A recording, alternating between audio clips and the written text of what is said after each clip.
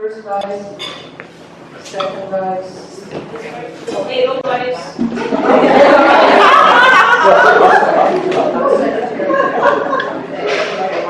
and I'm going to stand down here, and y'all will just kind of like that. Somebody could take a picture. I was just going to say, who will take a picture and send it to Barbara and to me? I'll take a picture. Somebody say yes and move. Yes. Thank you. Got one.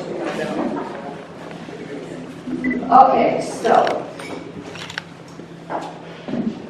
ladies and gentlemen, standing before you are your elected 2023 Silverdale Seabeck Republican Women officers. President Barbara Green, First Vice President Rose, Second Vice President Diana, Secretary Bethany, and Treasurer Becky. You, the newly elected officers of the Silverdale Seabeck Republican Women, are about to enter upon your respective duties. In accepting these posts, you are assuming a leadership role among Republicans and therefore setting an example, one that requires the best energy and devotion to which you are capable. And I like to add here, we're looking for excellence, not perfection, and everybody's excellence is a little bit different. In accepting this post, you promise to exert every effort to conduct club activities that will attract to your organization the talent and tireless work of all women in your community who believe in the Republican Party and its programs.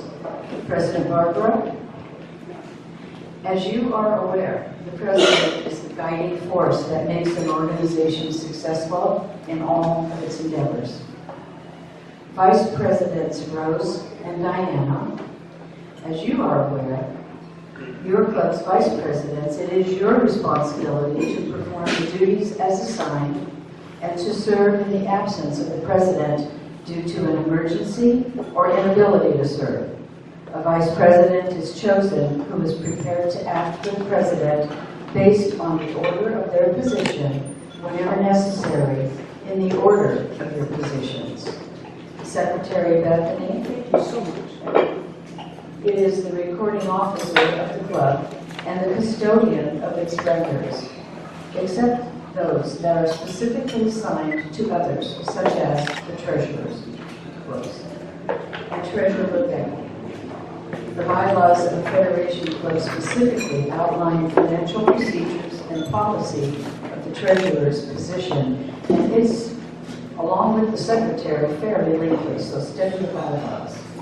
And I know you have, because you just updated them. Okay, just to that end, I ask each of you to raise your right hand and repeat after me the oath of your office. I state your name.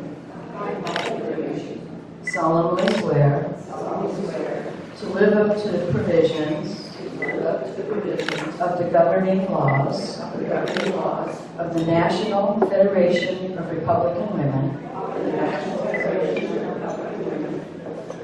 the Washington Federation of Republican Women, and the Silverdale Seabeck Republican Women's bylaws, and to discharge all duties incumbent to my office to the best of my ability. Therefore, I declare each of you duly installed as officers of Silverdale Seabeck Republican Women.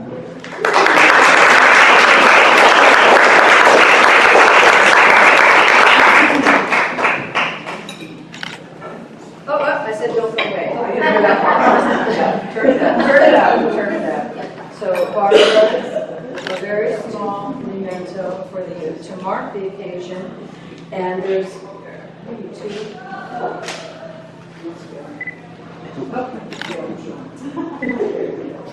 Sorry. Screw that up. Yeah, okay. It's all right. I screw things up often, but luckily it's not bloodshed involved, so it's okay. So, ladies, I want you to know how excited I am about this club because it's my club. and what you're doing as a unit and community, and to support other clubs and federation.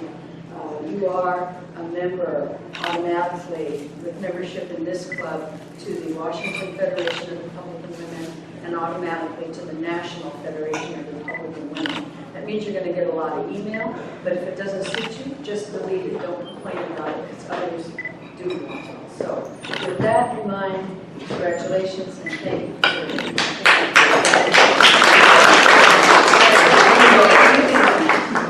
for maybe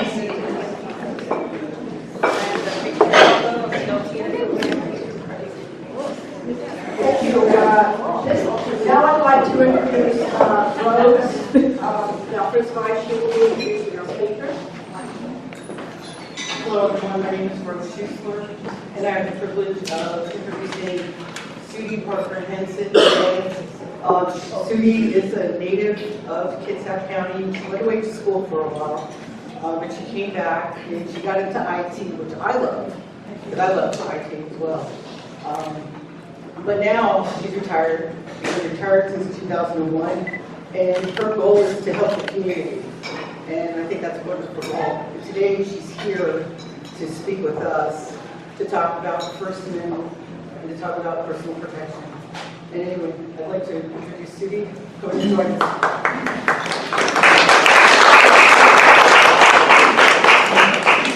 So, yeah, I did retire in 2001, and that became my call to make my community a better place in whatever way I could.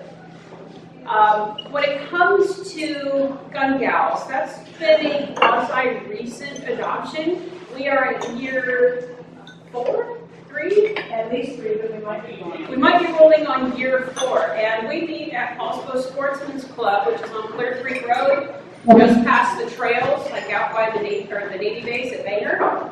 And it started because I recognized at the range when I would go shoot, there were a lot of women, but they weren't necessarily looking like they had a good time. They were all drugged there by the husbands and shooting dirty hairy guns and like, I don't want to touch this thing ever again.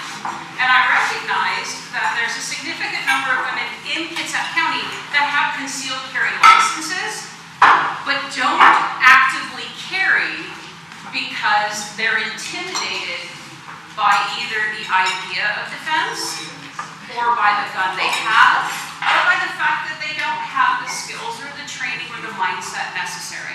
So that started the path to opening up a community that allowed women to come to the range without any of the sausage fest, where we could shoot, ask questions, have fun, feel safe, and learn things as we go. And I am an NRA certified instructor for everything from basic pistol all the way through defensive pistol, inside the home, outside the home, rifle, and it became an environment for all of us to grow. And along the way, people started asking me to talk about the Second Amendment and women's empowerment, because they can kind of go hand in hand.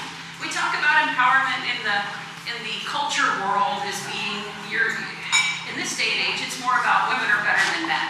We spend a lot of time hearing how women should beat men down and men are dumb and all these other things. But it's actually more about the fact we need to be pulling everybody up. And that includes an ability for us to take care of us and our families. So times are changing in Kitsap. I got some recent data. Overall in the state, violent crime is up 12.3%. And coincidentally, there are fewer law enforcement on the street than there has been in Whitesville. So the numbers are down for some and we're up on others. In Kitsap, according to the Washington Association of Sheriffs and Police Chiefs, robberies in 2021 increased by 10% in Kitsap.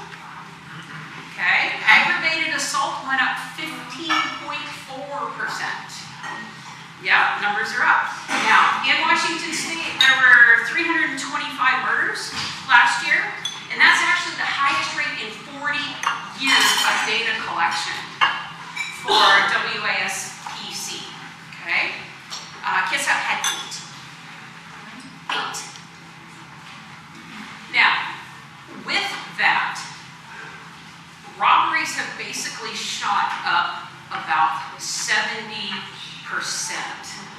last 3 years. Sounds a big number, right?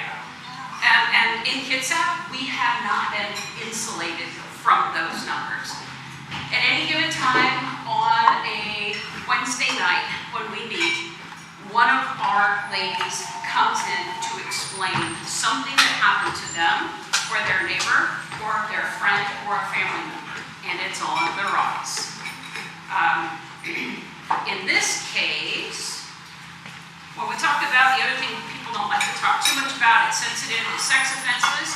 Rapes are down 16%, but incidents of contact without consent are up 172%. What does that include? That includes any fondling, anything that doesn't include the physical act of rape and penetration. Everything else. That's without consent. And so that's up 172%, according to the data that the sheriff and police chiefs were sharing. Now, good news, drug offenses went down 63%, 67.3%. And there's a reason. Does anyone remember the court ruling, State versus Blake? Well, they're the ones that recently said that police are unable to arrest people for possession of small amounts of drugs, including fentanyl, heroin, meth, and others. So that's why we have fewer arrests. So, yay! No. All right. So there's the negative parts. Life has changed. COVID brought about for all of us social barriers going down, cultural norms being adjusted. People spent time away from each other to the point that they forgot how to behave in public. And you see it all over the place. The news, YouTube, you name it, there's all sorts of tantrums and people going awry. So that said, do we need to be living scared, or do we adjust our way of life? And some people are running scared and saying, okay, now we need more police. And other people are saying, let's actually deal with the fact that we need to now adjust how we choose to live while we solve the longer term problems. Police, just hiring police in isn't going to solve the problem right away because it doesn't fix the social barriers. So, that said, we need to change our behaviors to match our new environment. It's not about being scared. It's about adapt and overcome. All right, be realistic. Here's your first step in all of this. You could live in a safe room and have Amazon and DoorDash deliver everything for you. You could. And stare at 16 cameras that are posted around your house and never leave because you're scared. But that's not realistic, is it? And it's not realistic to walk around with a $15,000 necklace on in downtown Bremerton or at Target at 10 o'clock at night in Silverdale. Because as we heard, they already had an armed stick-up over Christmas break. Okay? So we know there's a balance in there, and it's somewhere in between. You have to figure out where that balance is for you. Ultimately safe, never leaving your house and having it surrounded by cameras and serpentine wire and everything else, and being out in public without a care in the world. And that means when we're out in public, we need to manage our awareness levels. Now, for those of the gals who've been in here, they know that in my class, they know there's 4 levels of awareness. Right? There's unaware. That's when we're asleep, we're dead to the world, and sometimes when we're out vegging out, watching Yellowstone in the house, and nothing can harm us. And you smile and know what I'm talking about. Okay? And then there is aware, meaning, something doesn't feel right, or I heard a noise, or what was that? That's aware. There's alert, indicating that thing that you just were made aware of isn't quite right. But you're not at alarm. You're just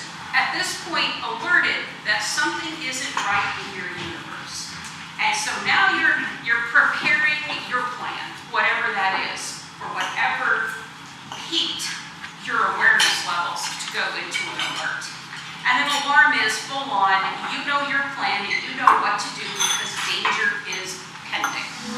Okay? We don't want to live full in alarm because, as we all know, adrenaline is really awesome if we're in the woods with a bear and it's chasing us. We will run faster than anybody. But if we live our lives constantly pumping adrenaline, thinking the bear is in our living room all the time, it is incredibly hard on our bodies. Adrenaline is bad for your heart long term. And that is a well-known study. So if you're constantly living in freak-out mode, you are shortening your life because adrenaline is constantly just banging on your heart muscle. Okay? So we don't want to live in alarm, but we want to be aware of our surroundings. Sometimes you hear head on a swivel. Yeah, you should know in the parking lot what's behind you, what's beside you. It's just good practice, right? Now, with that, we need to be practical. You've seen ads for safety classes at the Y, right? Women's safety class. It's 1 night, 2 hours, or wherever else they offer this short little class. Think about your current abilities. Think about your well-being and your ability to maintain whatever you learned in that class for 2 hours. And do you think that in that short class, you can walk out and go all MMA on some attacker after that class at the Y? If not, which I will be honest and say that ain't happening in my world, then it's time for me to do more training, if that's what I choose to do. Or I need to find another way to be able to defend myself or mine in the event of something bad happening, whether it's at home or whether it's out in public. I had to put it on paper because someone said, you got 20 minutes. Don't go over it. We'll hurt you. All right, so then the big question is, are you thinking about carrying a gun? And if you choose to have a gun in your home, and if you have a gun on your body, are you willing to commit to regular practice and training as part of your solution? Because buying a gun, sticking 6 rounds in it, and putting it in your nightstand does not prepare you for its proper use. So I recommend not only do you go through training, but that you practice. And that's why gun gals are really important, because girls were going to class, but then they didn't want to go where the guys were shooting, so they use gun gals as practice times. And we pick skills and we pick goals each year for each person. Find a group, whether it's Gig Harbor, whether it's Paulsbo, or if you want to go all the way to Fort Townsend, find a resource. Get training. Paulsbo Sportsman's has classes. Some of us do classes privately. You can go on the NRA website. You can go to Front Site for all I care. Get trained if you're going to choose to use a gun for self-defense. It's not as easy as going to the range once, plugging some paper plates at 7 yards, and going, I can do that. I have 2 gals here who are in my defensive pistol outside the home, which includes carrying a holster. Did it seem theoretically easy at first, like, oh, this is going to be a piece of cake? No? That's because you think a lot. You're my overanalyzer.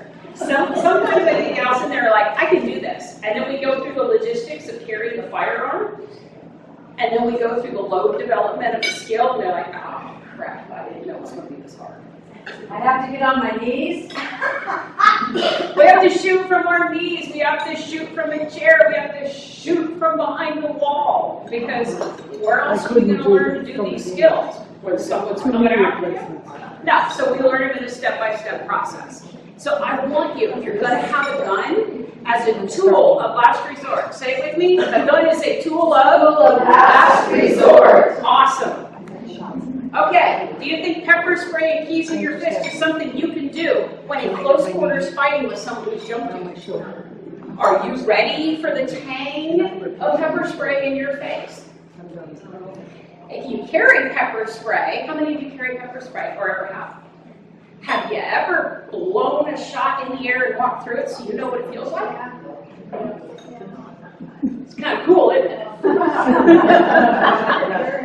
So if you have it and you're going to choose to use it, you should probably, with a friend, take a squirt. Because you need to learn how to work through it too.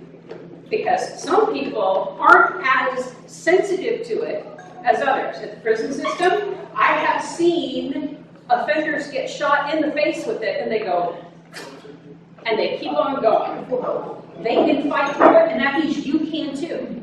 But unless you know what it feels like, it's going to startle you, which is the purpose of pepper spray. And it's going to slow your reflexes down unless you do it so you know what it feels like. I know, it doesn't sound fun. Paper towels, fresh water, 20 minutes, you'll be okay, a little red-eyed, but it's worth doing it so you know what it's like. Because when that stuff sprays, it doesn't go just on the person. Right? And if you're spraying it through the window of your car, I promise you, it will be on every surface in your car for months. So just ponder that. Okay, how many of you believe police are there to serve and protect? Oh, We are educated.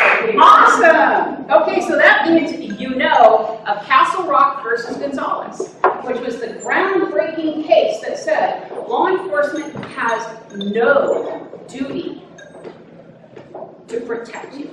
And it came home over November, December, when a young lady in Tennessee was raped.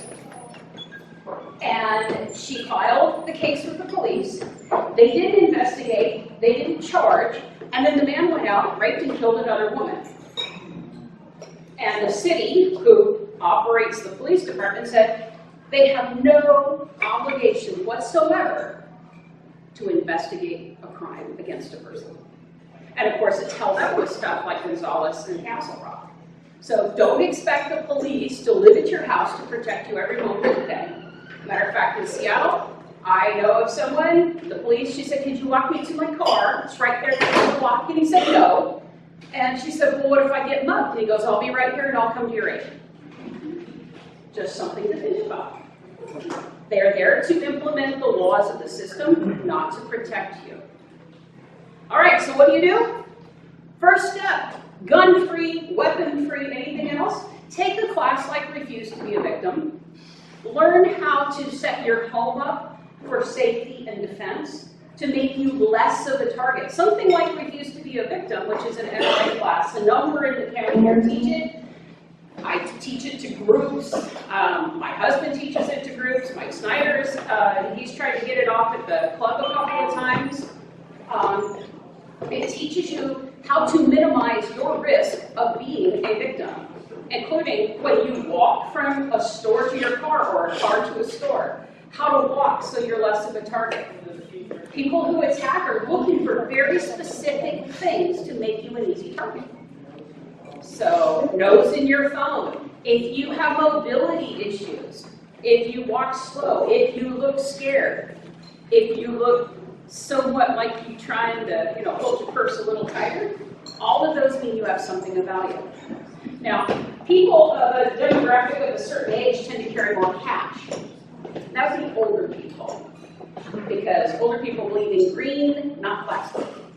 You're less likely to get mugged as a 20-year-old because unless they can figure out your Apple phone password where you use Apple Pay for everything, you're less of a target. They know older people carry cash, and older people fight back less. So you have to plan how to avoid being a victim. All right, it's the new year. How many of you have resolutions for healthier lifestyles? More walking, more healthy meals, go to the gym more. Move, stretch.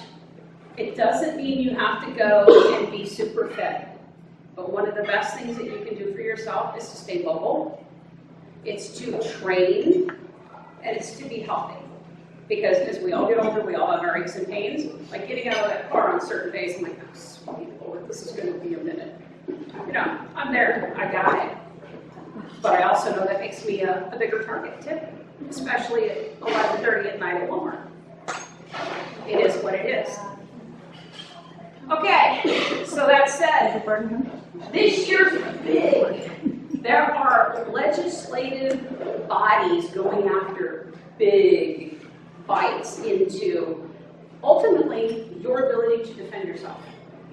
So in 2023, they are proposing to prohibit all military-style weapons. What is a military-style weapon? Because I'll tell you right now, the Army uses a bolt-action rifle for certain sniping activities. So does that mean bolt-action rifles are going to be prohibited?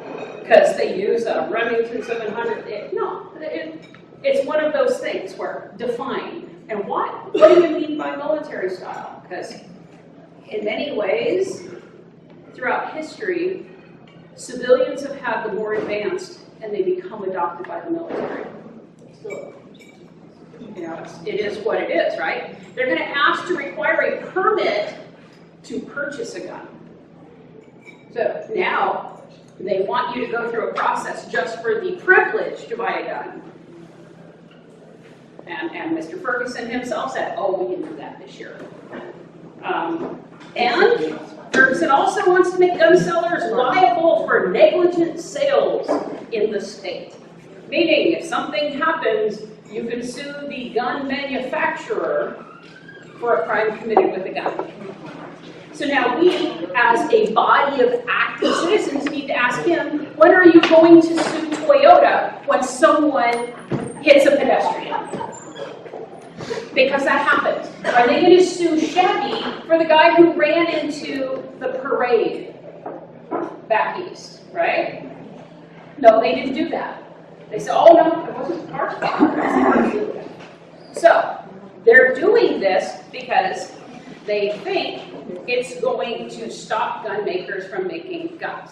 And it's going to slow you down from buying guns. All right? So ask yourself, what in the world is a military-style weapon? And see what their definition is. Generally, it's going to be scary-looking in black. Yeah. Right? That's kind of their definition. Yeah. And then with that, what benefit is there for a permit to purchase other than to control? If you make something difficult enough, people don't do it. And expensive. And it's expensive. So at that point, now we are saying only the wealthy are worthy. For the cartel. And the next thing I'll try to do is tax you for owning one. There you go. So think about this. We are now talking about a right is only allowed for those wealthy enough. Is that really what? Unconstitutional. There you go. Now, banning of all semi-automatic rifles is also on the table for this year. That includes 1022s. You know, those great little Plinkett rifles we use at the club for the kids for 4-H and for their scholarship programs so that kids can go to college on a shooting scholarship. Yeah, those would be banned. So they want all semi-automatic rifles, and what comes after rifles? Handguns, that's right. Okay. And when we talk about laws, like just passing the limits of magazine sizes, when we talk about the future of banning AR-type rifles, which isn't assault rifle, right? That's not what that word means. You'll hear it, people like to interchange it because it's scary, it must be an assault weapon. Okay, or an AR pistol, which is under current fire, because now the NFA wants to make that an item that they tax. Again, making it only for the wealthiest. Right, so you pay your $200 for the privilege to own a AR pistol-graced rifle. That's what they want to do. That's on the table. Waiting periods for firearms. I can count on 2 hands and 2 feet, and probably some more of somebody else's, of the number of times in the U.S. a woman went to go get a firearm because a piece of paper didn't keep the spouse or the significant other away, and in the period of time of waiting for that to be approved, they were killed. So now you're saying a waiting period for a gun, that makes sense because women don't count as much as the offender. Think about the logic of these things. Take it to its natural extent, okay? How does a short-barreled rifle, how does a suppressor, how does an AR pistol, how does an AR rifle impact women? Well, for any of you who come down to Gun Gouge, know I teach the rifle and the women's class, Women on Target. You guys learn on AR platforms. And the reason why is that a standard rifle has a standard butt length. It has a standard length of pull. They tend to be heavier. AR pistols are completely customizable for women. They come in between 6 and 8 pounds. I can even get them down under 5 pounds. Okay? The length of pull can be as short as this or as long as this. I can have handguards on them for smaller hands or bigger hands. So for people with limited mobility, people who are older, who don't have the strength or have the arthritic hands, the eyes, the length between the sights, or putting a red dot on it, makes it easier for people with vision problems. And I'm just as bad as the next one if you get me up in the middle of the night. So now you're saying taking tools away from women and older people and people sometimes with disabilities because they aren't as worthy as a buff young dude. Every one of these laws that says take away this firearm is taking it away from you as a woman as a tool to defend yourself against increasing crime. Because in Kitsap County, it takes longer than 3 minutes to get a cop to your door. Priority 1 is a minimum of 8 minutes for the county average, and it goes up to 20 if you're on the outskirts. And a home invasion is usually under 5 minutes. So you're saying, taking these things and minimizing your access as a woman, and even as a man, if you want to throw that in there, you are saying, I'm not as valued as the person who can afford private security. I'm not as valued as the 20-year-old who's got paws like a gorilla who can squeeze off a 14-pound trigger and still stay on target. So that said, we as women who believe in the Second Amendment have to speak up. This isn't about, I have a gun, and everyone should have a gun. This is now the platform of those keywords we've heard for the last decade. Equity, equal outcome. You want to use power words? Those are the words to use. This is about equity. You start taking those away from me, and you're saying I'm not equal, and I don't deserve an equal outcome in a fight for my life. Use the words that they've been pushing in your face about every other topic, and put it on a right, an inalienable right to defend yourself.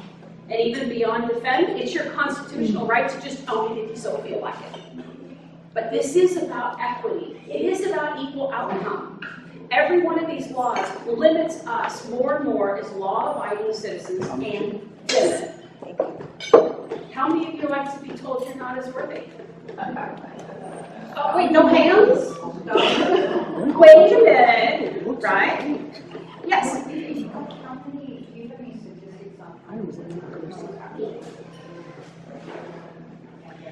So interestingly enough, of all of the killings in America, using a rifle, just a rifle, that includes bolt action, it includes AR platforms, all rifles was under 500.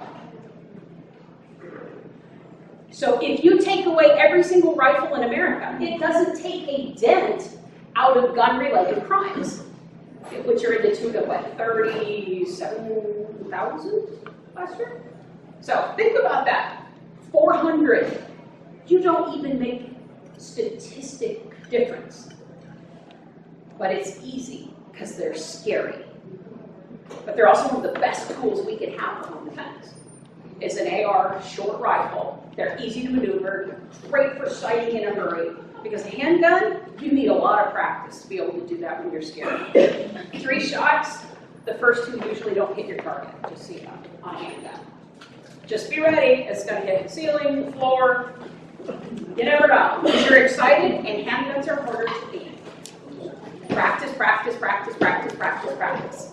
Okay? So yeah, 400 is change, but about 400. Not a lot, huh? Yes? You recommend using a laser with your gun?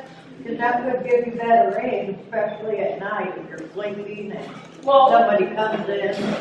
there's two types of optics that you can use. You can either use something called a red dot, Yes. which is a holographic sight, which isn't like Hollywood where it paints the target, you see the red or the green laser bopping around everywhere.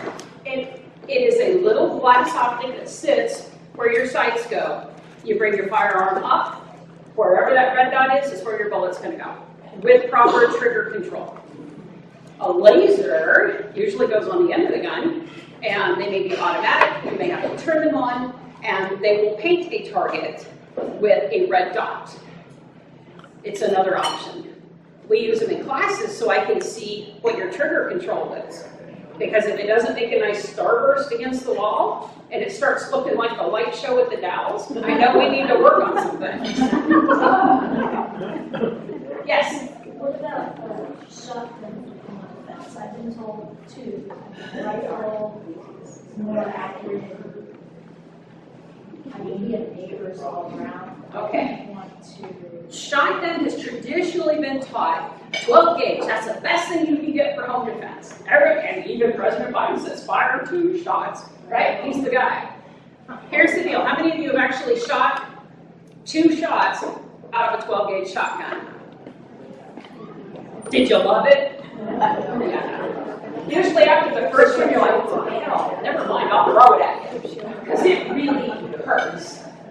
And depending on your choke tube, is the spray that you have of the pellet, or you could go with a slug. But a 12 gauge is something you will shoot it once and you will hate it.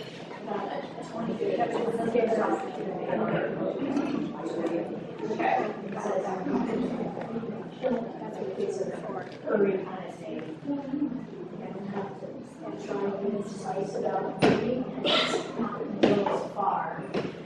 So, but it can definitely be usable, yes. So whenever you deal with rifles, shotguns, and even handguns, you have to recognize what is the fourth rule in the NRA world about guns. The first is always keep your finger off the trigger till ready to shoot. Keep it pointed safely downrange or in a safe direction, right? Keep it unloaded till ready to use. What's the fourth one? Know what's behind your target. That's right. Know what's behind your target. In this case, your house. Bullets go. Certain types will hit hard surfaces and either shatter or splay out an end. Okay? Other ones will keep on going to the neighbors. So you do have to understand the cartridge and the round that you're using. And it's not too hard. There's, it's like a blackout. A blackout's a big heavy round, but you can get subsonic. They pack a really good punch, but they don't go into the neighbor's house. That's a good option for a rifle type. You can do shotgun, but again, if you're going to do a slug, some of those have enough punch, they'll go into 2 neighbors' houses if you're not careful. Because again, that's about how much charge is behind it. So you just got to think about what you're going to use. A 9mm will go through your wall and in your neighbor's wall. Okay? Just be aware. If you use a defensive round, it's not as likely. But when defensive rounds were hard to find, people were buying full metal jacket range ammo, and that stuff just goes and goes and goes. All right? So defensive rounds are meant to hit something and splay out or fragment. But you gotta know what you've got to make those decisions. Good question. Any other questions? Yes? Yeah, I don't know much about guns, but my experience is that in a situation where you're faced with an intruder, and this came from an LA cop, he said they actually do autopsies to see if the intruder had his hands up in the air. They can tell that by the position of the gun or the shot within the corpse or whatever. And so people have actually been taken to a court and maybe prosecuted because they deemed through the autopsy or some sort of report of the dead person that they had their hands in the air. So my question then is, how do you educate the user of a gun with current laws that protect them from prosecution should they maim or kill someone? Okay, good question. There is a lot of anecdotal stories. There's a lot of general type thing. First thing is you have to know your DA. There are those that if there's any shot fired, there's going to be the attempt to charge somebody. So that much, just be ready. It doesn't even matter what the laws are. They'll throw it against the wall and see if it sticks. As far as ballistics with hands up, the rule in all training is, if they are not a threat anymore, you are not to shoot them. That means you do not run down the street shooting at them as they run away. Darn it.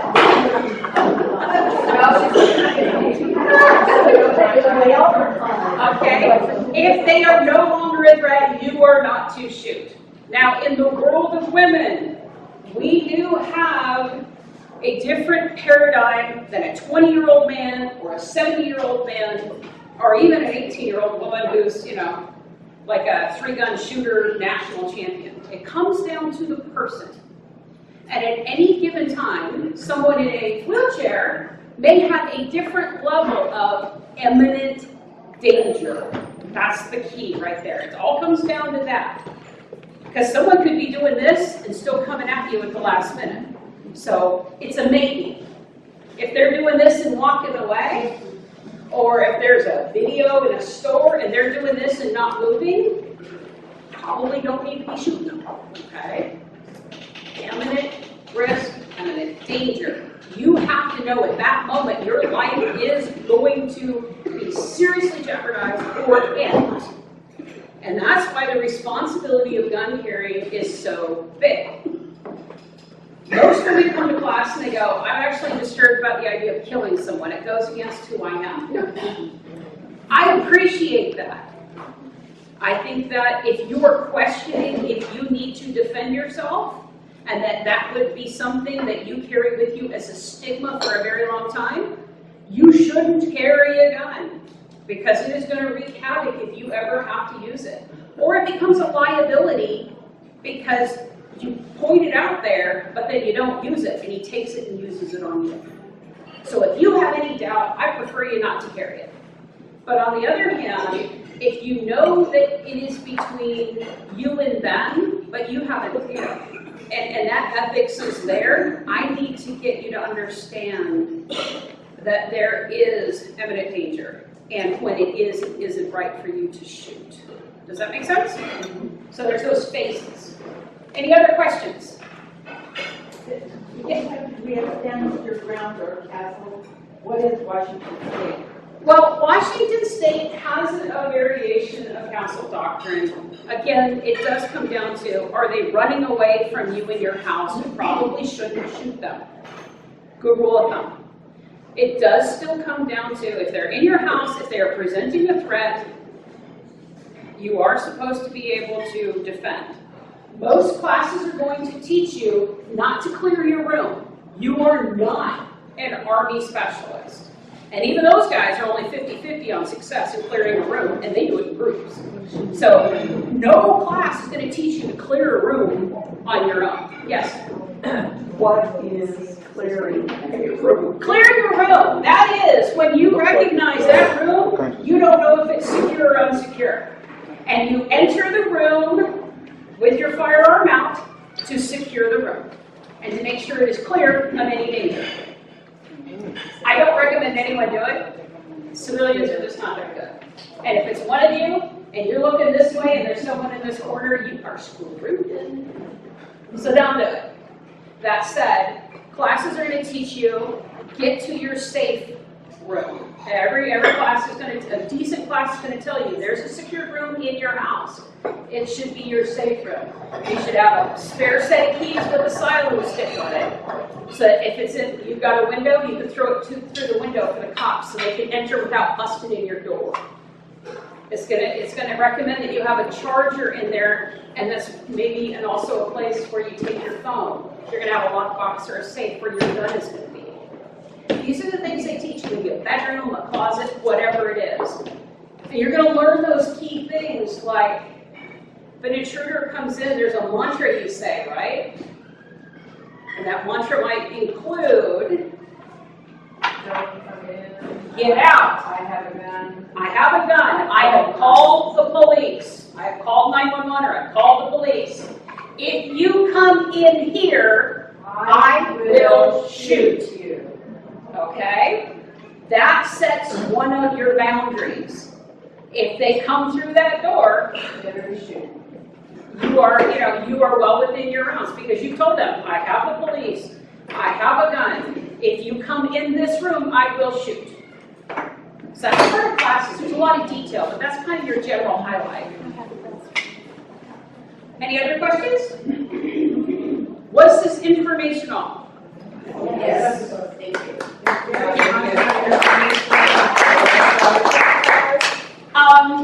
It's very interesting. Sure, I can actually get some cards to Billy Dean. And Gun Gals meets every first and third Wednesday at Paulsville Sportsman's from 5 to 7. Okay? It costs $5 for non-members. Boy, big spender there, huh? The goal was get women to come to the club. And you have access to the range. We have range officers. We have some of us are coaches. I generally, on the first Wednesday of the month, we have an optional class that you can attend on varied topics, everything from where do I put my gun to range bags to how to clean a firearm, how to pick the right ammo, legalities, upcoming legislation, and then the third Wednesday is 5 to 7, just come and shoot. Classes, yes. Well, do you have a class for someone who doesn't have a gun that could say this is an appropriate gun for you based upon the fact you have arthritis in your hands, or do you have a gun? Do you have a class that maps the person to the firearm? Interestingly enough, we actually, as NRA instructors, tell people don't buy a gun until you come to class. Oh, and especially if you take a women on target, we provide some 22s, and then I also bring some of my supplies. He's filming, so I have to say supplies. And you can try a variety of different firearms. Also on Wednesdays, if you've got 380 or 9mm ammo, a lot of the gals will let you shoot.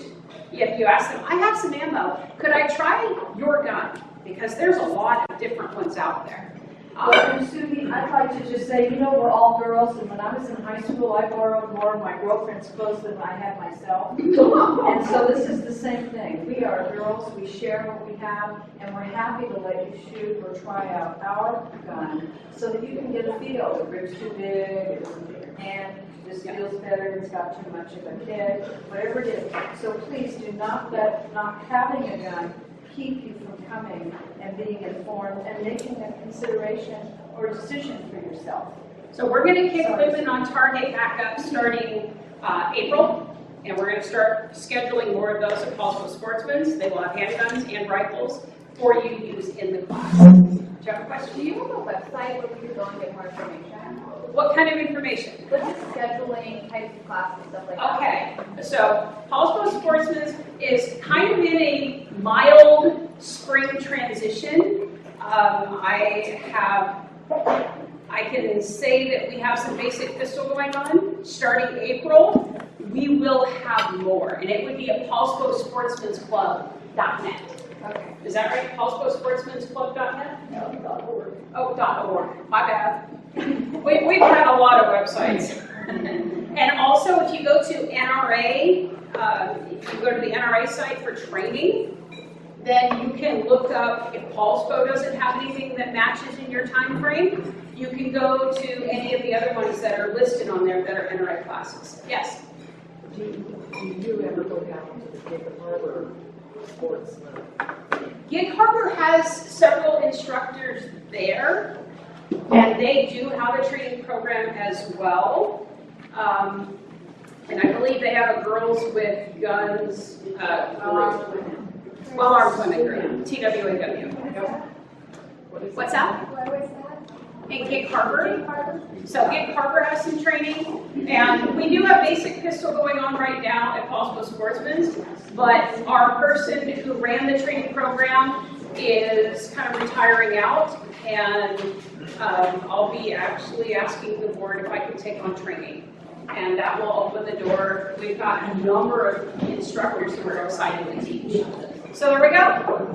I would like to just briefly ask about ammunition. There was a time when it was very difficult to get, and that's part of the reason I was not able to find it, my gun, and it helped me back away.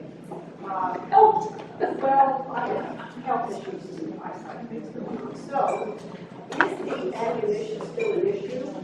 Ammunition is becoming much more available now. It's not 100% back to what it was.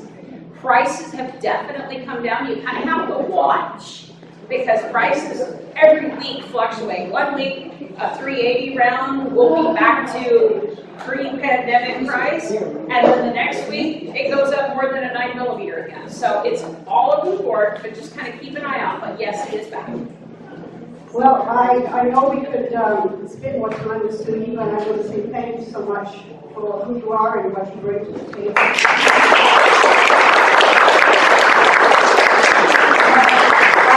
like to piggyback from a perspective of being raised in a country with no guns. Many of you may or may not know I was raised in New Zealand, and I have brothers and sisters in Australia and New Zealand. During the pandemic, no, pre-pandemic, I have a cousin that lived in Calgary, and I used to go visit her. My last visit there, she was real proud of the fact that the Australian guns collected from the subjects, again, not citizens, subjects, were made into a huge monument that was traveling through the British colonies country. So I went along and I was appalled. Appalled because they were so proud of what they did. And the fact I was sad because I saw that they gave permission. And I am so grateful to live in this country and have this privilege. And for what Sudie can do for us and for us to be empowering each other, this is so vitally important. And during the pandemic, I was able to connect with a brother who's thinks along the lines of myself. I have others that go, oh, you've got guns and so forth. Well, that's up to them. But my brother told me, he sent me many, many messages on how he had to escape or get away from the authority that has, taken over down in South Pacific in those countries. And it's because they don't have that protection. And again, they're subjects. We are citizens. And I want you all to hear that because it is so vital that we never forget that. And that's what's going to drive us to keep this thing going where it needs to go and for us to be protecting each other and saying our local stuff. So again, thank you, Sudie, so much.